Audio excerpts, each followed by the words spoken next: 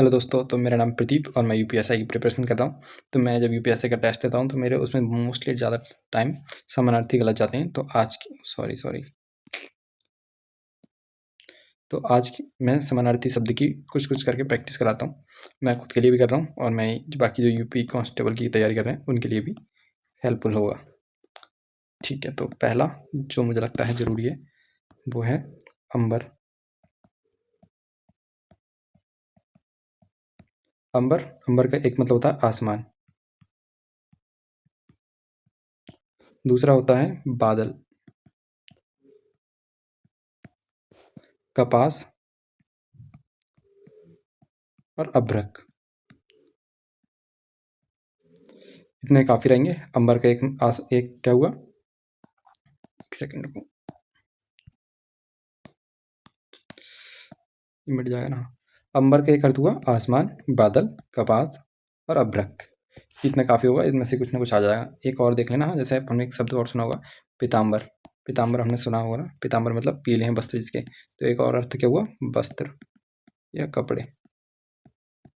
मैं तो हिंदी की तैयारी कर रहे हो तो मुझे लगता है तुम्हें आती होगी अच्छी खासी। दूसरा जो मैंने काफ़ी देखा वो देखा है द्विज। ये हिच नहीं लिखा है, द्विज लिखा है, द्विज। कैसे बनाएंगे इसे, द्विज। द्विज एक किसका अर्थ होता है, हाथी। हाथी के अलावा पक्षी, क्षत्रिय और क्षत्रिय आ गया, वैश्य, दांत और चंद्रमा। दांत और चंद्रमा, चंद्रमा। क्या बताया मैंने, द्विज। द्विज बे, ये तो अलग चल रहा था ये।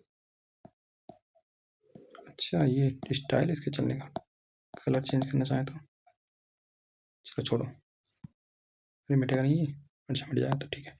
द्विज। द्विज का एक अर्थ क्या है, हाथी। अब याद कैसे रखोगे, द्विज। द्विज मतलब दांत। हाथी के कितने दांत होते हैं, दो दांत। द्विज मतलब दो, हाथी के दो दांत। तो ये तो याद रखोगे, ये दांत से ये भी याद रहेगा। चंद्रमा, इसके लिए ऐसे याद कर लो। पक्षी भी याद कर लो, क्षत्रिय और वैश्य। ठीक है, याद क्या, बार बार पढ़ लो, एक दो बार पढ़ लोगे अपने आप ही याद हो जाएगा। आगे देखो, तीसरा वर्ड है जलज। कमल के लिए लिख लो, कमल के नहीं, ठीक नहीं है, कहरी लिख लो। कहरी मतलब, जो पहला मुझे याद है कहरी का वो है शेर। शेर के अलावा घोड़े को भी बोलते हैं। ठीक है, और हरि। हरि को तो तुम लोग जितने याद करोगे उतने तुम्हें निकल ही आएगा। पहला हरि का मतलब कृष्ण से है। शेर भी होता है इसका मतलब, और सांप भी होता है। जितना तुम सोच सकते हो मुझे लगता है सभी हो जाता है। सौंप हो गया ये तो, सांप। और क्या होता है हरि का अर्थ, वो खाने के लिए करा दूं पानी।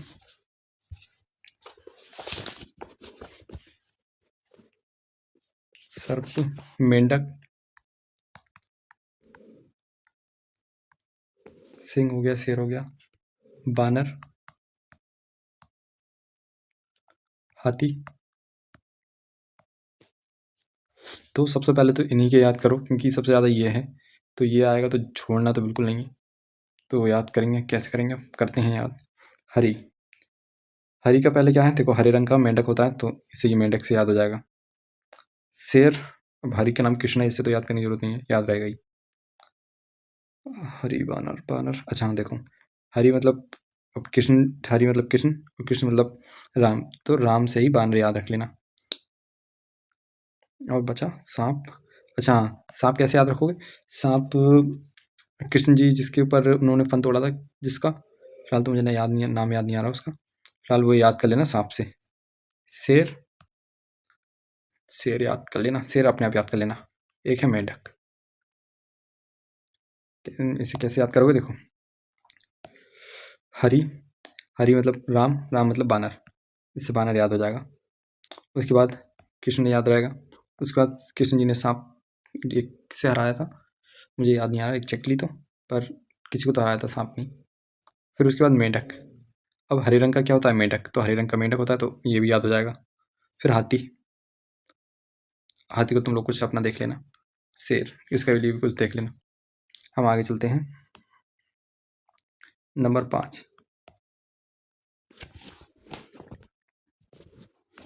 नंबर 5 है पानी। पानी का याद कर लो। पानी का तुम उसमें से याद कर लो जो कन कनकते सौ नहीं है। तो उसमें एक तो इज्जत की बात कही गई है। इसमें यार ये थोड़ा राइटिंग छोटा करूँगा ऐसा।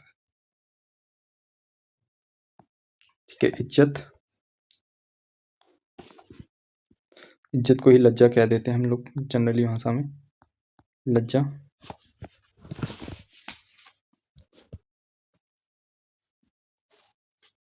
और आगे अभी एक सेकंड, चमक और जल। जल तो याद रहेगा ही पानी का, फिर भी एक बार चमक और जल। याद ही महीन हो गया। ठीक है, क्वेश्चन नंबर 6 में देखो, सुधा। सुधा याद कर लो, सुधा आ जाता है। सुधा का वैसे मतलब दो ही पता है मुझे तो, एक तो पानी, दूसरा अमृत। और 7 नंबर पे, 7 नंबर पे याद करो सारंग। हाँ सारंग, अच्छा सारंग याद करो।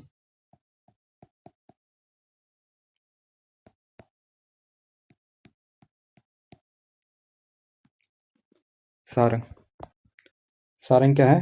कामदेव,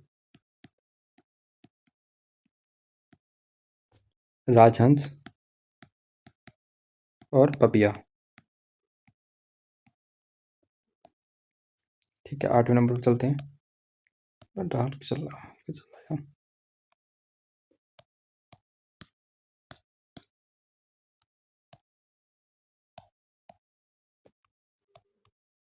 8वें नंबर पर चलते हैं। 8 नंबर पे खर याद कर लो।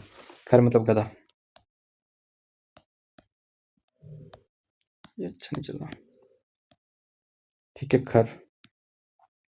खर में क्या याद करोगे? एक तो गधा हो गया, उसके बाद तिनका हो गया,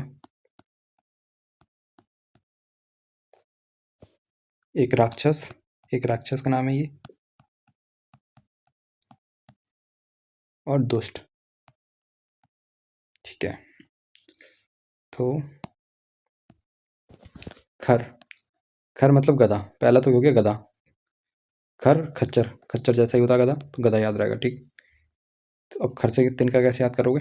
अपने आप कर लेना। एक राक्षस है खर, खर मतलब बुरा, नेगेटिव, तो एक राक्षस और एक दुष्ट। कुछ अगर, हाँ सुन, ऐसे याद कर लो, गधे को तिनका नहीं डालते तो वो दुष्ट हो जाता है।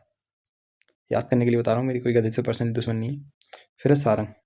इसे रफ करो एक सेकंड। सारंग, सारंग मतलब कामदेव, राजहंस और पपिया। इसे याद करना पड़ेगा। सारंग मतलब शायद घोड़, उसे शेर को ही बोलते हैं शायद। सिंह।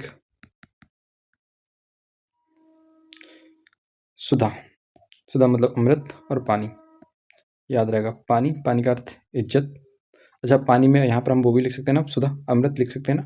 यहाँ पर अमृत नहीं आया, एक अमृत पी सकते हैं। जब पानी का अर्थ सुधा है, तो सुधा का अर्थ भी, तो पानी का अर्थ भी तो सुधा हो सकता है ना। तो यहाँ पर एक शब्द और जोड़ लो, अमृत।